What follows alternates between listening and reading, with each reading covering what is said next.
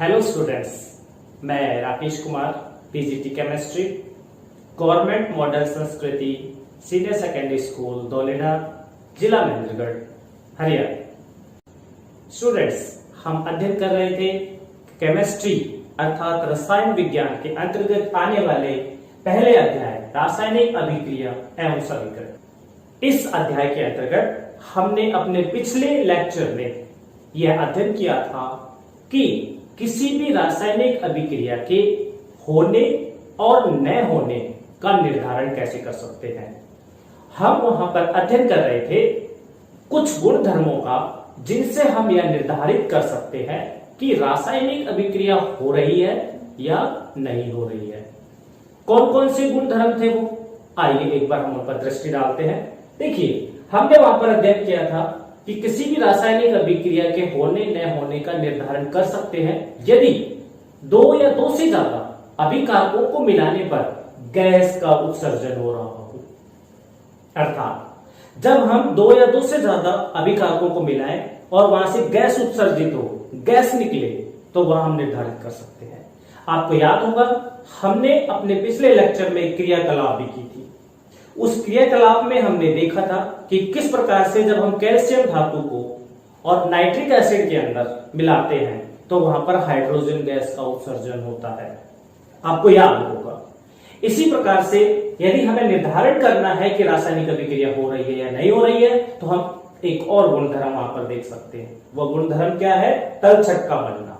तलछट अर्थात precipitate formation.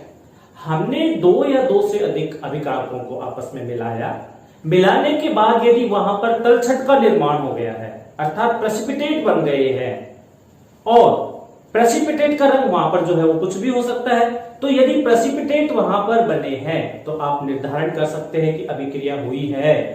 इसी प्रकार से हमने उस लेक्चर के अंत में अध्ययन किया था कि किसी अभिक्रिया के होने न होने का यदि हमें ज्ञान करना है तो वहां पर हम उसके रंग में परिवर्तन को भी जरूर देखेंगे।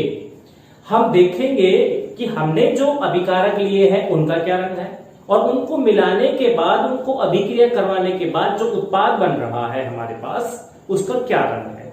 यदि वहां पर रंग में परिवर्तन हो जाता है, अभिकारकों का रंग कुछ और है और अभिक्रिया होने के बाद जो उत्पाद बना है उसका रंग कुछ और है, तो हम निश्चित रूप से कह सकते हैं कि अभिक्रिया हुई है। तो इस प्रकार से हमने वहां पर कितने गुणों का अध्ययन किया था? 3 गुणों का अध्ययन किया था। आज हम इससे आगे बढ़ते हैं और देखते हैं कि और कौन कौन से ऐसे गुणधर्म हो सकते हैं जिससे हम यह निर्धारित कर सकते हैं कि अभिक्रिया हो रही है या नहीं हो रही है। चलिए अब हम चलते हैं अपने चौथे गुणधर्म की ओर। चौथा जो हमारे पास गुणधर्म है वह है ऊष्मा में परिवर्तन। क्या रहेगा हमारे पास? देखिए, नंबर 4, ऊष्मा में परिवर्तन।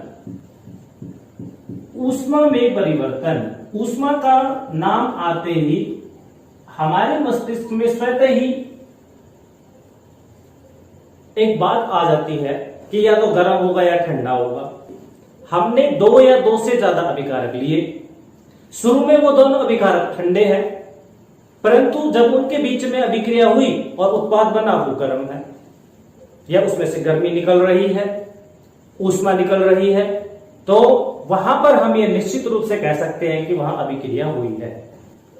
या फिर ऐसा भी हो सकता है कि हम 2 या 2 से अधिक अभिकारक ले रहे हैं, उनको अभिकारक को क्रिया करवाने के लिए हमें ऊष्मा देनी पड़े और ऊष्मा देकर के जो उत्पाद बन रहा है वो ठंडा हो, उसका तापमान कम हो।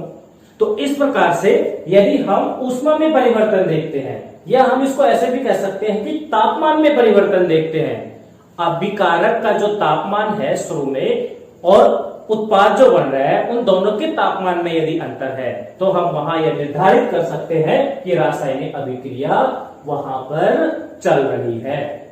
ऊष्मा में परिवर्तन के आधार पर अभिक्रिया 2 प्रकार की होती है। वह 2 अभिक्रिया कौन कौन सी होती है देखते हैं। देखिए, नंबर 1, ऊष्मा क्षेपी अभिक्रिया। ऊष्माक्षेपी अभिक्रिया और एक होता है ऊष्माशोषी अभिक्रिया। ऊष्माशोषी अभिक्रिया, ये देखिए ऊष्माक्षेपी अभिक्रिया, ऊष्माशोषी अभिक्रिया। ऊष्माक्षेपी वे अभिक्रिया जिनमें ऊष्मा का बाहर निकास हो, अर्थात वह अभिक्रिया जिनमें से ऊष्मा बाहर निकल रही हो। इसको हम अंग्रेजी में, ऊष्माक्षेपी को अंग्रेजी में हम कहते हैं एक्सो, और ऊष्मा को कहते हैं थर्म, तो एक्सोथर्मिक रिएक्शन इसको ऊष्माक्षेपी को बोलेंगे। जबकि ऊष्माशोषी को अंग्रेजी में बोलते हैं एंडोथर्मिक।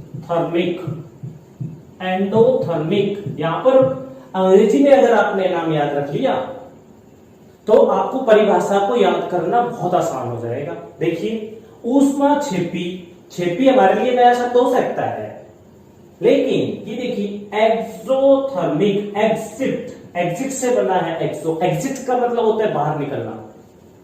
तो एक्सोथर्मिक रिएक्शन कौन सी हो गई, या ऊष्माक्षेपी अभिक्रिया कौन सी हो गई? छेपी का मतलब होता है बाहर निकलना। तो ये वे अभिक्रियाएं होती है जिनमें ऊष्मा बाहर निकलती है। क्या होगा इसमें? ऊष्मा बाहर निकलती है, निकलती है। वह कौन सी अभिक्रिया? ऊष्माक्षेपी अभिक्रिया। आपसे पूछा जाए ऊष्माक्षेपी अभिक्रिया किसे कहते हैं, आपका क्या जवाब होगा? ऊष्माक्षेपी या एक्सोथर्मिक वो अभिक्रिया होती है जिनमें ऊष्मा बाहर निकलती है। हम अभिक्रिया करवा रहे हैं, अभिक्रिया करवाने पे जो अभिकारक है वो अभिक्रिया करने के दौरान ऊष्मा को बाहर निकालेंगे। जब किसी पदार्थ में से ऊष्मा बाहर निकलेगी, हम उसके पास होंगे तो वो ऊष्मा हमें महसूस होगी, और जब वो ऊष्मा हमें महसूस होगी तो हमें गर्मी का अनुभव होगा, हमें तापमान अनुभव होगा कि तापमान बढ़ गया है, तो हमें गर्म लगेगा। अर्थात ऊष्माक्षेपी अभिक्रिया वह अभिक्रिया हो गई जब किसी अभिक्रिया के दौरान ऊष्मा बाहर निकल रही हो। अगर अंग्रेजी में बताना चाहेंगे तो exothermic reactions are those reactions in which heat is produced, heat is produced और evolve, that is known as exothermic reaction. ठीक है, उदाहरण भी देखते हैं। उदाहरण आपने अपनी डेली लाइफ में बहुत सारे देखे हैं। आपने लकड़ी को जलते हुए देखा है, आपने कोयले को जलते हुए देखा है। कोयला, कोक, कोक जो होता है, कोयला जो होता है, कोयला जिसको हम सी संकेत से प्रदर्शित करते हैं, उसको जब हम जलाते हैं ऑक्सीजन की उपस्थिति में, तो वहां पर आपने देखा होगा क्या कि जब लकड़ी या कोयला या कोक जब जलता है ऑक्सीजन की उपस्थिति में, क्या करते हैं? जलाते हैं। क्या करते हैं? जलाते हैं ऑक्सीजन की उपस्थिति में। तो क्या बनेगा? कार्बन डाइऑक्साइड गैस बनेगी और प्लस में ऊष्मा निकलेगी। बहुत ही साधारण सा उदाहरण है, आप लोग अपने घर में अवश्य देखते हैं ये वाला उदाहरण। ये क्या है? आप इसको कोक मान लीजिए, कोयला मान लीजिए, लकड़ी मान लीजिए। चाहे जो लकड़ी होती है उसके अंदर भी कार्बन होता है, कार्बन, कोक होता है उसमें भी कार्बन होता है, कोयला होता है वो भी कार्बन का एक रूप है। तो कार्बन को जब हम, अर्थात कोक को, लकड़ी को जब हम जलाते हैं ऑक्सीजन की उपस्थिति में, तो कार्बन डाइऑक्साइड ऊष्मा, ये देखिए ऊष्मा निकल रही है। आपने महसूस किया होगा, सर्दियों में अक्सर हम लकड़ियां जला करके बैठ जाते हैं, अपने शरीर को ऊष्मा के सामने रख करके सेक लगाते हैं, तो वो जो ऊष्मा है वो कहां से आ रही है? उससे बाहर निकल रही है। कहां से बाहर निकल रही है? लकड़ी के जलने से, कोयले के जलने से ऊष्मा बाहर निकल रही है। तो ऐसी अभिक्रिया जिसमें ऊष्मा बाहर निकल रही हो अभिक्रिया के दौरान, वह अभिक्रिया क्या कहलाती है? ऊष्माक्षेपी अभिक्रिया कहलाती है। ठीक है, तो और भी ऐसे बहुत सारे उदाहरण हो सकते हैं और जानते हैं ऊष्माक्षेपी उदाहरण। देखिए एक और कॉमन सा और बहुत ही साधारण सा उदाहरण मैं आपको देना चाहूंगा। यहाँ पर आप लोगों ने अक्सर दीपावली पर जब हम घरों में अपने सफेदी करते हैं, सफेदी समझते हैं, व्हाइट वॉश घरों में दीवारों पे करते हैं उसको सुंदर बनाने के लिए। तो जब हम घरों पे वो सफेदी करते हैं अर्थात व्हाइट वॉश करते हैं, जिसको हम कलई कहते हैं, क्या होता है? वो चूना होता है कि नहीं? चूने का पत्थर होता है। तो जब आप उस चूने के पत्थर को लेके आते हो तो क्या करते हो, देखिए चूने का जो सूत्र होता है CaO, यह चूना जिसको आप कलई कह रहे हो, जो आप दीवार पे लगाने वाले हो, उसको जब आप लेकर के आते हो और उसको जल में डुबोते हो, जल में लाते ना, उसको पानी में डुबोते हैं, बर्तन लेते हैं और बर्तन लेकर के उसमें हम जो चूना लाया हुआ है, कलई लाई हुई है, उसको हम उसके अंदर डाल देते हैं, उसमें पानी डाल देते हैं। जब हम ऐसा करते हैं तो आपने उसमें बुदबुदाहट देखी होगी, उसमें से भाप निकलती हुई भी देखी होगी, और आपने महसूस किया होगा, आपने वो बर्तन भी छू करके देखा होगा कि वह बर्तन बहुत गर्म हो जाता है।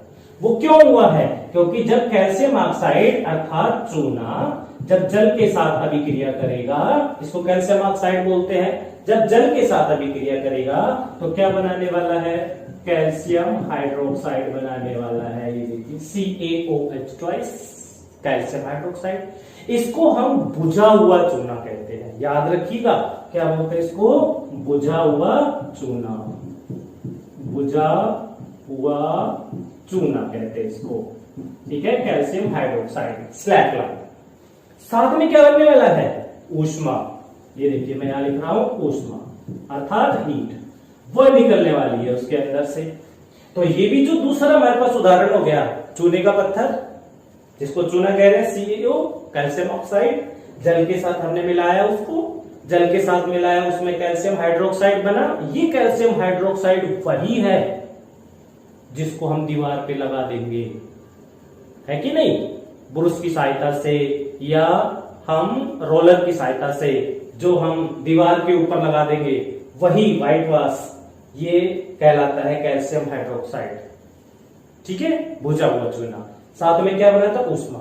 उस ऊष्मा की वजह से ही जो हमने इस चूने के अंदर ये पानी मिलाया, ये पानी भी बॉयल करने लगता है, उबलने लगता है, इतनी अधिक ऊष्मा निकलती है। अगर आप उस बर्तन को बाहर से छू के देखेंगे, सावधानी से छू के देखिएगा, अगर कभी देखना है तो उसको बाहर से छू के देखेंगे तो वो बहुत गर्म होगा। क्यों हुआ गर्म, क्योंकि उसमें ऊष्मा निकली है, और वह अभिक्रिया जिसमें ऊष्मा निकलती है वह ऊष्माक्षेपी अभिक्रिया होती है। तो ऊष्माक्षेपी अभिक्रिया का एक उदाहरण हो गया, को ऑक्सीजन की उपस्थिति में जलाने पर ऊष्मा निकली। दूसरा उदाहरण आपसे कोई पूछता है, जो चूने के पत्थर को जल में डालते हैं तो स्लैक लाइन बनता है, बुझा हुआ चूना बनता है और ऊष्मा निकलती है। और बहुत सारे उदाहरण आप वहां पर देख सकते हैं इसी प्रकार के, जहां पर अभिक्रिया के दौरान ऊष्मा निकलती है, उसको हम क्या कहते हैं, ऊष्माक्षेपी अभिक्रिया कहते हैं, एक्सोथर्मिक रिएक्शन कहते हैं। इसका जस्ट अपोजिट अर्थात विपरीत क्या है, ऊष्माशोषी है। नाम से पता चल रहा है, ऊष्मा और शोषी, अवशोषित करना, अवशोषित करने का मतलब है एब्जॉर्ब अर्थात अवशोषित कर लेना।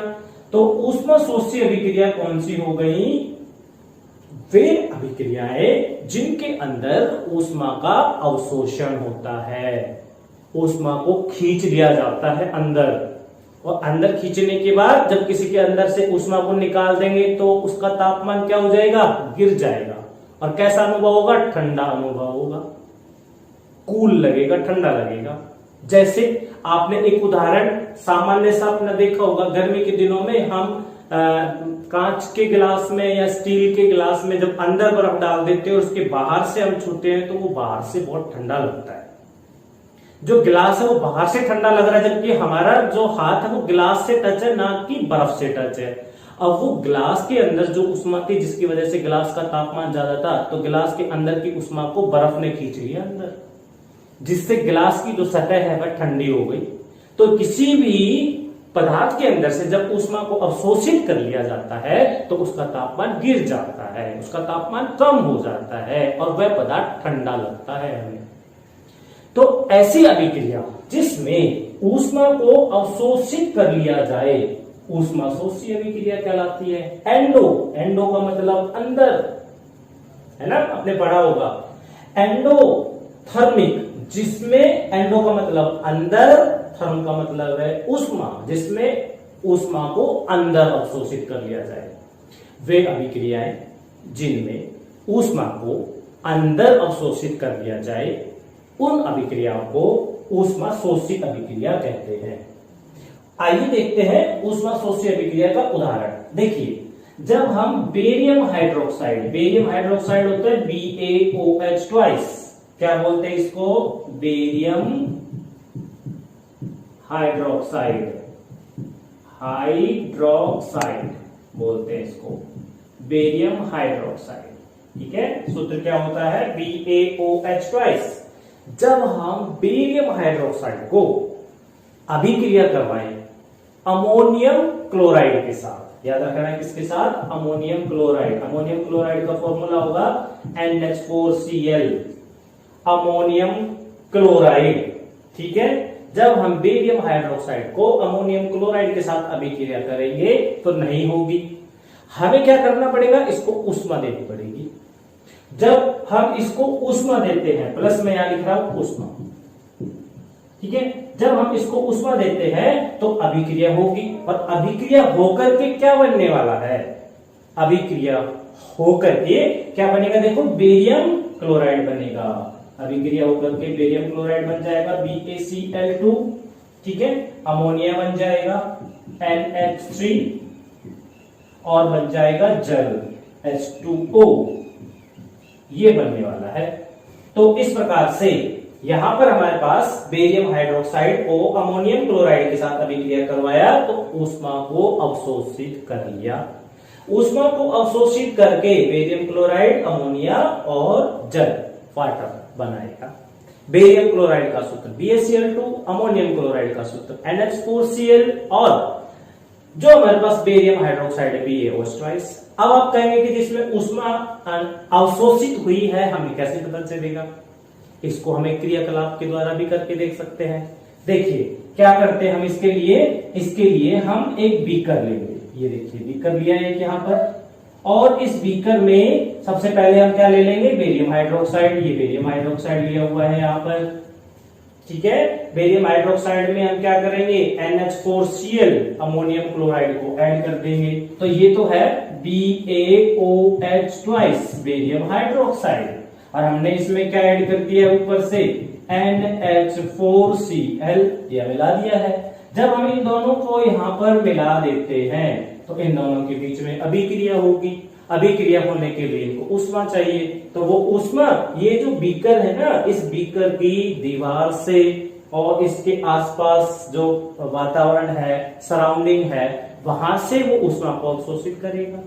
जब ये दोनों अभिकारक बेरियम हाइड्रोक्साइड और अमोनियम क्लोराइड ऊष्मा को अवशोषित करेंगे तो ये जो बीकर है ना, इस बीकर की जो दीवार है, इसके अंदर जो ऊष्मा है उसको ये दोनों अभिक्रिया करने के लिए उपयोग कर लेंगे। उपयोग करने से ये जो दीवार है इसकी बीकर की कैसी हो जाएगी? ठंडी हो जाएगी। जैसा कि पहले बताया, जब किसी पदार्थ में से हम ऊष्मा को निकाल लेते हैं, गर्मी को निकाल लेते हैं तो वो ठंडा हो जाएगा। तो यहां पर भी ये कैसा महसूस होगा? यहां पर ठंडा महसूस होगा, कूल लगेगा, और आपको पता चल जाएगा कि इस अभिक्रिया के दौरान ऊष्मा को अवशोषित किया गया है। तो इस प्रकार हम इस क्रियाकलाप के द्वारा ये पता लगा सकते हैं कि किस प्रकार से किसी रासायनिक अभिक्रिया के दौरान ऊष्मा का अवशोषण होता है। एक बात और मैं यहां पे आपको बताना चाहूंगा, जितनी भी ऊष्माक्षेपी अभिक्रिया है उनके अंदर जो ऊष्मा है वो आपको प्लस करना होता है उत्पाद की तरफ। जिधर उत्पाद आप लिखते हो, उत्पाद कहां लिखते हो? तीर के निशान के सामने उत्पाद होता है, उसके साथ प्लस में आप ऊष्मा दिखा रहे हैं यदि कहीं, तो वो ऊष्माक्षेपीय अभिक्रिया है, क्योंकि ऊष्मा निकलेगी तो उत्पाद के साथ निकलेगी। ठीक है, इसी प्रकार से दूसरा जो हमारे पास उदाहरण था CaO H2O CaOH twice plus ऊष्मा, तो ऊष्मा को यदि प्लस उत्पाद की तरफ किया गया है तो आप वहां पर यह कह सकते हैं कि वह ऊष्माक्षेपी अभिक्रिया है। और यदि ऊष्मा को जो प्लस है वो किधर किया हुआ है? अभिकारक की तरफ किया गया, जो अभिकारक है, तो वहां पर आप कह सकते हैं कि वह अभिक्रिया ऊष्माशोषी अभिक्रिया है। तो इस प्रकार से किसी अभिक्रिया के होने और न होने का आप कैसे निर्धारण कर सकते हैं? ऊष्मा में परिवर्तन देख करके।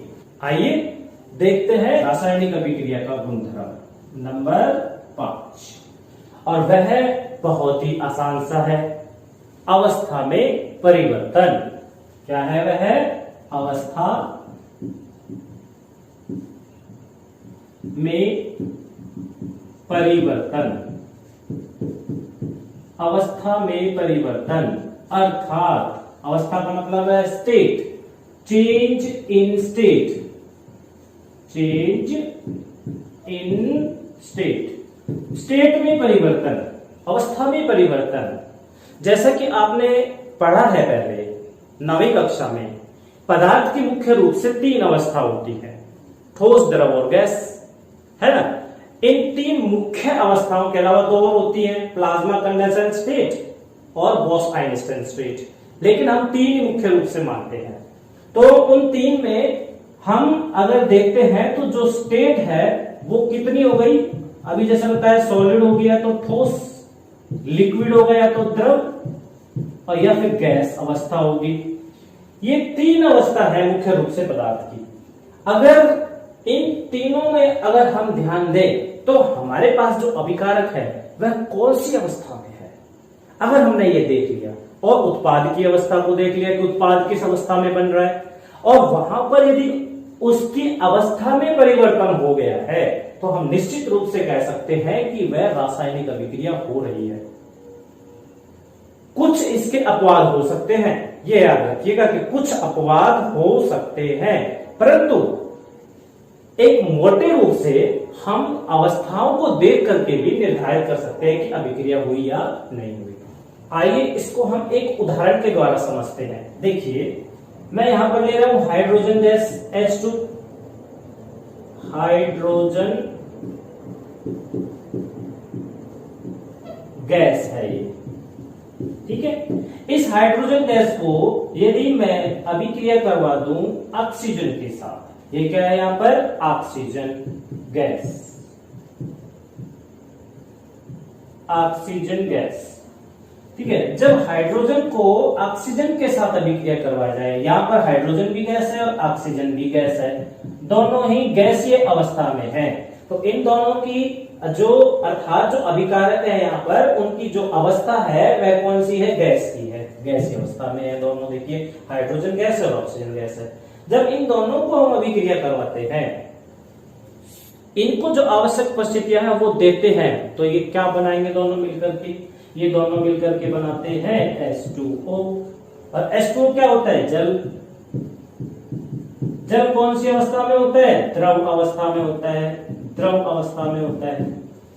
देख लीजिए यहां पर हाइड्रोजन गैस है, ऑक्सीजन गैस है और बनाया क्या उन्होंने, जल, जो कि क्या है, द्रव है। तो गैसीय अवस्था जो है वो किस में बदल रही है, यहां पर द्रव अवस्था में बदल रही है। और इस प्रकार का यदि कहीं पर भी हम अभिकारकों को देख रहे हैं किसी अवस्था में है और अभिक्रिया होने के दौरान वो किसी और में बदल जाते हैं दूसरी अवस्था में, तो कह सकते हैं कि अभिक्रिया हुई है। कुछ अपवाद जरूर हो सकते हैं, ठीक है। चलिए एक और उदाहरण जो सामान्य सा आपने भी देखा है, देखिए जब हम कैंडल लेते हैं, मोमबत्ती, मोमबत्ती को जब हम बर्न करते हैं, जलाते हैं वहां पर, तो जब वह मोमबत्ती जलती है तो क्या होता है, 2 प्रकार के परिवर्तन होते हैं। एक तो ये जो मोम है यहां पर, मोम, वह शुरू में कौन सी अवस्था में होता है, ठोस अवस्था में होता है, ठोस होता है, परंतु जैसे ही वहां पर उसको लौ मिलती है इसकी विक के अंदर, अर्थात इसकी बत्ती के अंदर, जैसे यहां पर हीट पहुंचेगी तो ये जो वैक्स है, मोम है, वह रहेगा तो मोम ही, लेकिन वो क्या हो जाता है, पिघल जाता है। पिघल करके क्या बन जाएगा, यहां पर द्रव अवस्था में आ जाएगा। तो यहां पर कोई अभिक्रिया नहीं हुई है, जबकि अवस्था परिवर्तन हो गया है कि नहीं। ठोस था मोम यहां पर, परंतु जब उसको ऊष्मा मिली, ऊष्मा मिलते ही जो ठोस मोम था, सॉलिड जो था, वो लिक्विड बन गया, द्रव अवस्था में परिवर्तन हो गया। यहां पर ये मेल्ट होकर के यहां पर देखा होगा आपने, है कि नहीं। अब इससे आगे अभी तक तो इसमें कोई रासायनिक अभिक्रिया नहीं हुई है उसके पिघलने तक, लेकिन जैसे ही ये मोम यहां पर द्रव बनता है और इस विक के अंदर, इस बत्ती के अंदर जब वो ऊपर चढ़ता है, ऊपर चढ़ता है तो यहां पर क्या है, फ्लेम है, ज्वाला है। उस ज्वाला की उपस्थिति में वो जो लिक्विड मोम है वो जलता है। जब वो लिक्विड मोम जलता है तो यहां पर गैस निकलती है कार्बन डाइऑक्साइड जैसी, और ऊष्मा भी निकलती है साथ में, लाइट अर्थात प्रकाश भी निकलता है। तो वहां पर क्या हो गया, मोम जो था द्रव अवस्था में, उस द्रव अवस्था के मोम से ही क्या बना है, कार्बन डाइऑक्साइड बनी है, ऊष्मा बनी है, प्रकाश बना है, कई सारी चीजें बनी है। तो जब कई सारी चीजें बनती हैं तो वहां पर हम कह सकते हैं कि अभिक्रिया हुई है। और कार्बन डाइऑक्साइड की कौन सी अवस्था है, देख सकते हो आप, गैसीय अवस्था होती है जी, गैस अवस्था है, कार्बन डाइऑक्साइड गैस अवस्था में होती है। जबकि जो मोम था वो द्रव अवस्था में था, तो यहाँ पर अवस्था परिवर्तन हो गया। तो मोमबत्ती के ठोस अवस्था से और जलने तक दो प्रकार के परिवर्तन हुए, भौतिक परिवर्तन और रासायनिक परिवर्तन। तो जिसमें रासायनिक परिवर्तन हुआ है वही निर्धारित कर रहा है कि रासायनिक अभिक्रिया हो रही है। और इस रासायनिक परिवर्तन में आप देख सकते हो कि द्रव अवस्था से गैसीय अवस्था आ गई है। और इस प्रकार से यदि एक पदार्थ किसी अवस्था में है और अभिक्रिया होने के पश्चात वह दूसरी अवस्था में चला जाए, उसकी अवस्था परिवर्तन हो जाए, तो आप कह देना रासायनिक अभिक्रिया हुई है। तो इस प्रकार से हमारे पास जो पांचवा गुणधर्म हो गया वह हो गया अवस्था में परिवर्तन।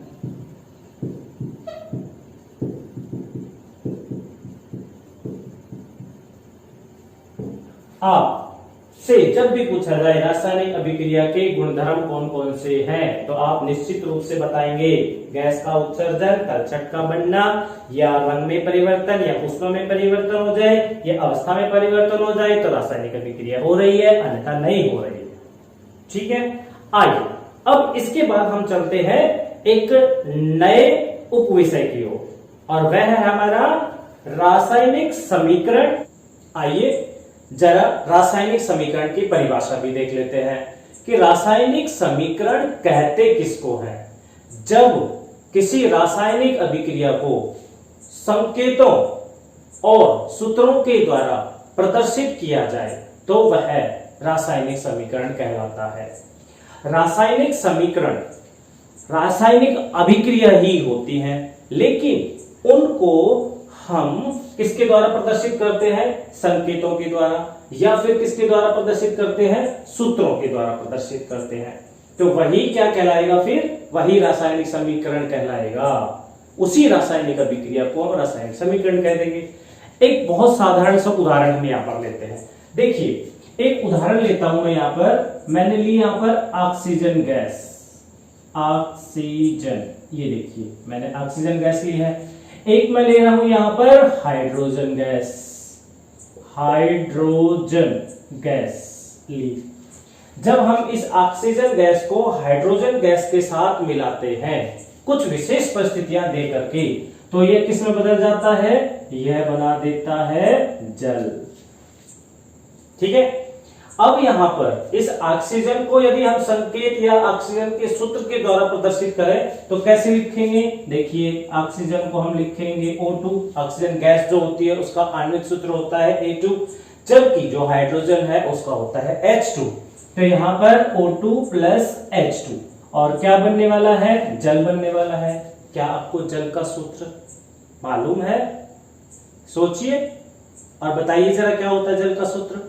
देखिए जल का सूत्र होता है H2O। तो यहां पर ऑक्सीजन गैस जब हाइड्रोजन से मिला रहे हैं तो क्या बन गया है, जल बन गया है। और हमारे पास यही जो है क्या है, रासायनिक समीकरण है ना। तो रासायनिक समीकरण को बताना बहुत आसान हो गया कि जब किसी भी रासायनिक अभिक्रिया को, ये रासायनिक अभिक्रिया थी, इसको हमने संकेतों और सूत्रों के द्वारा प्रदर्शित कर दिया है, तो यह जो हमारे पास लिखा गया है क्या है, रासायनिक समीकरण है। और भी हम उदाहरण देख सकते हैं। देखिए जब मैं जिंक लेता हूं, जिंक, और उसको हाइड्रोक्लोरिक अम्ल में मिलाता हूं, हाइड्रोक्लोरिक अम्ल, हाइड्रोक्लोरिक अम्ल में जब मैं जिंक को मिलाता हूं तो क्या बनता है, बनने वाला पदार्थ है मेरे पास जिंक क्लोराइड, जिंक क्लोराइड बनेगा। और क्या बनेगा, हाइड्रोजन गैस बनेगी।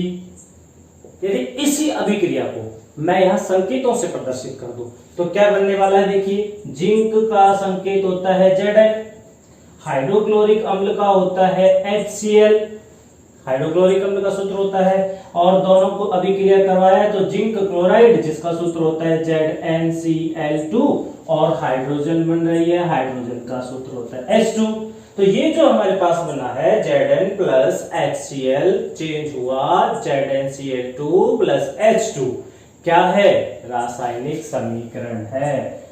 तो इस प्रकार हम रासायनिक समीकरण के उदाहरण दे सकते हैं। रासायनिक समीकरण के जब हम उदाहरण लिखते हैं तो वहां पर हमें एक विशेष बात ध्यान रखनी होगी। आप जानना चाहोगे वो विशेष बात क्या है? आइए देखते हैं वह विशेष बात क्या है। देखिए, यहां पर मैंने लिखा oxygen gas O2, hydrogen gas H2 और बनाया उसने जल। लेकिन अगर मैं यहां पर देखूं तो ये जो रासायनिक समीकरण है इसके दो भाग हैं। एक भाग तीर के निशान से पहले वाला, ये वाला भाग, ठीक है, और दूसरा जो भाग है वो ये वाला भाग है जो जिसमें हमने जल को लिखा हुआ है। तो इस तीर के निशान से पहले एक भाग हो गया और ये तीर के निशान के बाद दूसरा भाग हो गया। आप इनको पलड़े मान लीजिए, पैन जिसको कहते हैं पलड़े। एक पलड़ा ये हो गया, एक पलड़ा ये हो गया, ये बीच में कांटा हो गया। इसका मतलब ये हो गया कुछ इस तरीके से, देखिए जैसे एक तराजू होती है, ये तराजू का कांटा हो गया, ठीक है, और एक तराजू का पलड़ा जो है वो इधर हो गया, ये हो गया एक पलड़ा, और दूसरा पलड़ा जो है वो देखिए ये वाला हो गया इधर दूसरा पलड़ा। तो दो पलड़े हैं हमारे पास तराजू के, एक पलड़ा ये है और एक पलड़ा ये है। अब इन पलड़ों को अगर आप ध्यान से देखेंगे तो आप पाएंगे कि जब हम कोई भी वस्तु खरीदते हैं तो ये पलड़े दोनों बराबर होने चाहिए। जितना वजन हम यहाँ पर रख रहे हैं, उदाहरण के लिए मैं यहाँ पर 2 किलो का बाट रख रहा हूं, ठीक है, तो यहाँ पर मुझे जो सामान रखना है इसके अंदर वह भी कितना होना चाहिए? 2 किलो होना चाहिए। अगर ये पलड़ा झुका हुआ है, नीचे है, तो भी हम नहीं लेंगे, और अगर ये पलड़ा ऊपर है तब भी हम नहीं लेंगे। इसका मतलब कि ये जो हमारे पास तीर का निशान है यहाँ पर जो इस डंडे पर लगा हुआ है, ये तीर का निशान संतुलित होना चाहिए, बीच में होना चाहिए, ना राइट की तरफ झुके ना लेफ्ट की तरफ झुके, बीच में होना चाहिए ये, अर्थात दोनों पलड़े बराबर होने चाहिए। तब हम कहेंगे कि जो हमारे पास सामान है वह संतुलित है। तो इस प्रकार से जो सामान है जब हम उसको संतुलित करके लेते हैं तो हमारे पास जो अभिक्रिया है वह भी संतुलित होनी चाहिए कि नहीं? ऐसा नहीं होना चाहिए कि किसी पलड़े में ज्यादा हो और किसी पलड़े में कम हो। तो इस प्रकार से वह अभिक्रिया हमारी कैसी कहलाएगी? असंतुलित कहलाएगी। और अगर दोनों पलड़े हमारे बराबर हो गए, जैसे यहाँ पर हम दोनों पलड़ों को बराबर कर दें यदि, तो वह अभिक्रिया संतुलित अभिक्रिया होगी। देखिए, ये जो समीकरण है हम इसको संतुलित क्यों करना चाहते हैं, अर्थात जो हमारा ये अभिकारक है ये उत्पाद के बराबर क्यों होना चाहिए, दोनों पलड़े हमारे क्यों बराबर होने चाहिए, समीकरण के दोनों पलड़े क्यों बराबर होने चाहिए, इसको जानने के लिए हमें एक नियम को याद करना होगा। और वह नियम कौन सा है? आपने पढ़ा है 9वीं कक्षा के अंदर, वह नियम है द्रव्यमान संरक्षण का नियम। कौन सा नियम है? द्रव्यमान संरक्षण का नियम। आइए देखते हुए नियम क्या है। क्या कहता है द्रव्यमान संरक्षण का नियम? द्रव्यमान संरक्षण अर्थात द्रव्यमान को हम अंग्रेजी में कहते हैं मास, और संरक्षण को कहते हैं कंजर्वेशन। संरक्षण है कंजर्वेशन और द्रव्यमान होता है मास। तो हम इस नियम के अनुसार ये कहते हैं कि जब कोई भी रासायनिक अभिक्रिया होती है उस रासायनिक अभिक्रिया में मास कंजर्व रहना चाहिए, अर्थात जब ये ऑक्सीजन हाइड्रोजन से अभिक्रिया करेगी तो हम ऑक्सीजन की कुछ मात्रा लेंगे, हाइड्रोजन की भी कुछ मात्रा लेंगे, तो जो जल बनेगा वो इन दोनों की मात्रा के बराबर बनना चाहिए। जैसे मैं यहां पर ये 5 ग्राम ले रहा हूं ऑक्सीजन और यहां पर मैंने लिया है 7 ग्राम हाइड्रोजन, तो दोनों जब अभिक्रिया करेंगे तो यहाँ पे जल कितना बनना चाहिए? 12 ग्राम बनना चाहिए। अगर 12 ग्राम जल बना है तब तो हम कह देंगे कि द्रव्यमान संरक्षण का नियम इस अभिक्रिया के अंदर पालन हुआ है। अगर ऐसा नहीं हुआ है तो हम कह देंगे कि ये द्रव्यमान संरक्षण नियम के अनुसार यह जो अभिक्रिया है, यह जो समीकरण लिखा हुआ है, नहीं है। ठीक है, इसी के आधार पर, द्रव्यमान संरक्षण के आधार पर रासायनिक समीकरण जो है वह संतुलित और असंतुलित हो सकते हैं। असंतुलित रासायनिक समीकरण क्या होते हैं? देखिए, असंतुलित रासायनिक समीकरण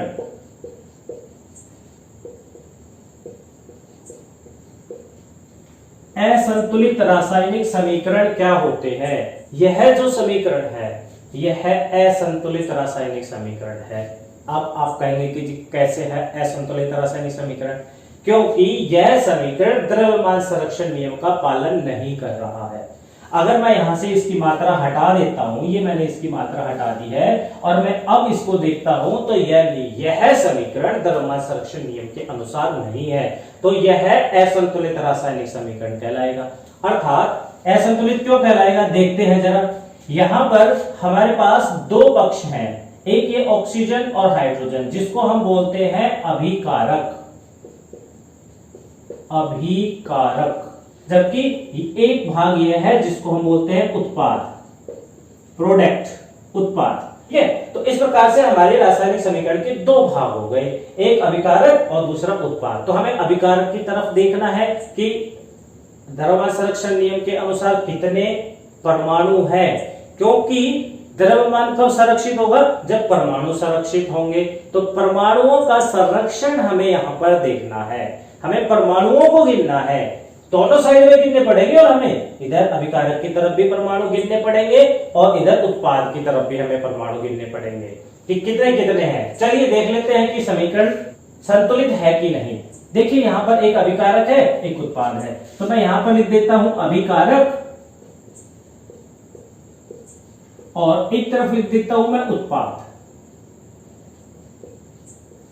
ठीक है, अब हम इसमें देखेंगे पहला तत्व हमारे पास यहां पर ऑक्सीजन है। मैं एक और यहां पर जोड़ देता हूं तत्व, और हमने यहां पे ले लिया है ऑक्सीजन। ऑक्सीजन के कितने परमाणु अभिकारक की तरफ है वो देख रहे हैं। देखिए, ऑक्सीजन के 2 परमाणु हैं यहां पर, ऑक्सीजन के 2 परमाणु यहां पर हमारे अभिकारक में मौजूद है और कहीं पर कोई ऑक्सीजन नहीं है। तो ऑक्सीजन के कितने परमाणु हैं? 2। अब देखते हैं ऑक्सीजन उत्पाद की तरफ कितने हैं। उत्पाद में देखते हैं हम 1 है, तो हम यहाँ पर उत्पाद की तरफ लिख देंगे 1 ऑक्सीजन का परमाणु है। अब चलते हैं दूसरे परमाणु के पास। दूसरा हमारे पास यहाँ पर हाइड्रोजन है, हाइड्रोजन लिखा हमने यहाँ पर। हाइड्रोजन के कितने परमाणु हमारे पास यहाँ पर मौजूद हैं? आप देख रहे होंगे 2, तो हाइड्रोजन के 2 परमाणु लिख दिए मैंने यहाँ पर। और इधर हाइड्रोजन के कितने परमाणु हैं? इधर भी 2 हैं। तो इस प्रकार से एक तालिका हमारे पास ये बन गई है। इस तालिका को अगर आप ध्यान से देखेंगे तो पाएंगे और तुलना कर पाएंगे कि दोनों अभिकारक और उत्पाद में कितने कितने परमाणु किसी तत्व के मौजूद हैं। ठीक है, चलिए, ऑक्सीजन के परमाणु अभिकारक की तरफ कितने हैं? 2, उत्पाद की तरफ कितने? 1। तो ये तो बराबर नहीं है बराबर। और बराबर क्यों नहीं है? क्योंकि यहाँ पर 2 ऑक्सीजन के परमाणु है, यहाँ पर 1 ऑक्सीजन का परमाणु है। 2 ऑक्सीजन के परमाणु में कितना द्रव्यमान होगा? 32। 1 ऑक्सीजन के परमाणु का द्रव्यमान होता है 16 और यहाँ पर कितने हैं? 2। तो कितने हो गए यहाँ पे परमाणुओं का द्रव्यमान? 32। जबकि यहाँ पर परमाणु कितना है? 1। यहाँ पर परमाणु का द्रव्यमान कितना है? 16। तो बराबर नहीं है। इसका मतलब अगर परमाणु ही बराबर नहीं है तो द्रव्यमान भी बराबर नहीं है। द्रव्यमान बराबर नहीं है तो द्रव्यमान संरक्षण का नियम ही यहां पर नहीं लागू होता। तो इस प्रकार से जिस समीकरण में द्रव्यमान संरक्षण नियम लागू नहीं है जो समीकरण द्रव्यमान संरक्षण नियम के अनुसार नहीं है वह असंतुलित रासायनिक समीकरण कहलाता है। तो यह असंतुलित रासायनिक समीकरण है। आप असंतुलित रासायनिक समीकरण की एक और परिभाषा दे सकते हैं, वह क्या है? बहुत आसान सी। देखिए, यदि किसी रासायनिक समीकरण में अभिकारकों और उत्पाद की तरफ तत्वों के परमाणुओं की संख्या समान नहीं है तो वह समीकरण असंतुलित रासायनिक समीकरण कहलाएगा। यहां पर हम एक और उदाहरण ले रहे हैं, बहुत आसान सा, और वह ले रहा हूं मैं मीथेन गैस ली मैंने। CH4 क्या होता है? मीथेन। और जब मैं मीथेन को ऑक्सीजन की उपस्थिति में जलाता हूं तो क्या बनता है? कार्बन डाइऑक्साइड और जल बनता है।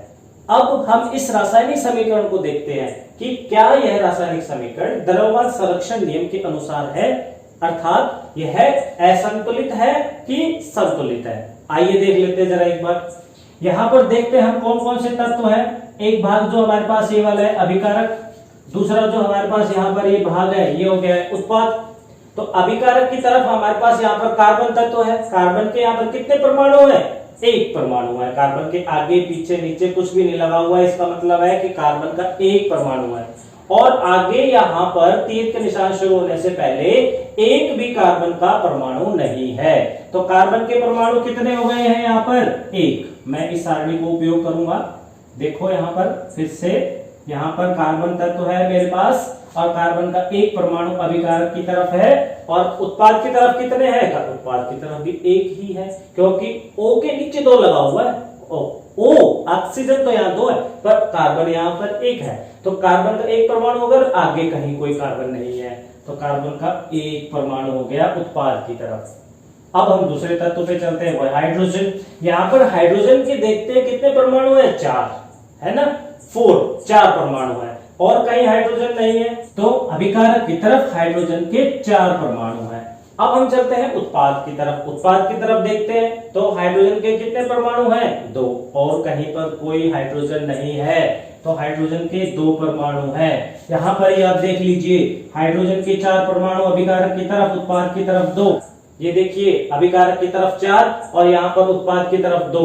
तो यहीं पर यह समीकरण क्या हो गया? असंतुलित हो गया, क्योंकि हाइड्रोजन के परमाणु बराबर नहीं है। ठीक है, चलिए अब हम इसमें और बचा हुआ है एक ऑक्सीजन तत्व और देख लेते हैं। और ऑक्सीजन तत्व ये ले लिया मैंने ऑक्सीजन। ऑक्सीजन के कितने परमाणु हैं? 2 हैं। इधर ऑक्सीजन के कितने परमाणु हैं? 2 तो ये हो गए और एक ये हो गया। 2 और 1 कितने हो गए हैं? टोटल 3।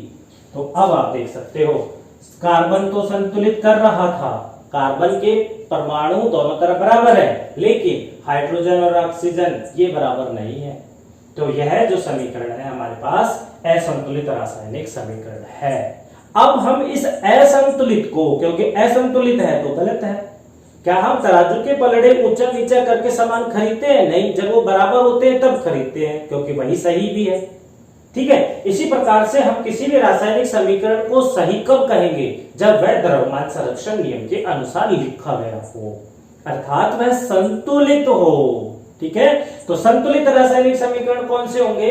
वे रासायनिक समीकरण जिसमें अभिकारकों और उत्पादों दोनों की तरफ परमाणुओं की संख्या समान हो, बराबर हो, एक जैसी हो, उसको हम बोलेंगे संतुलित रासायनिक समीकरण।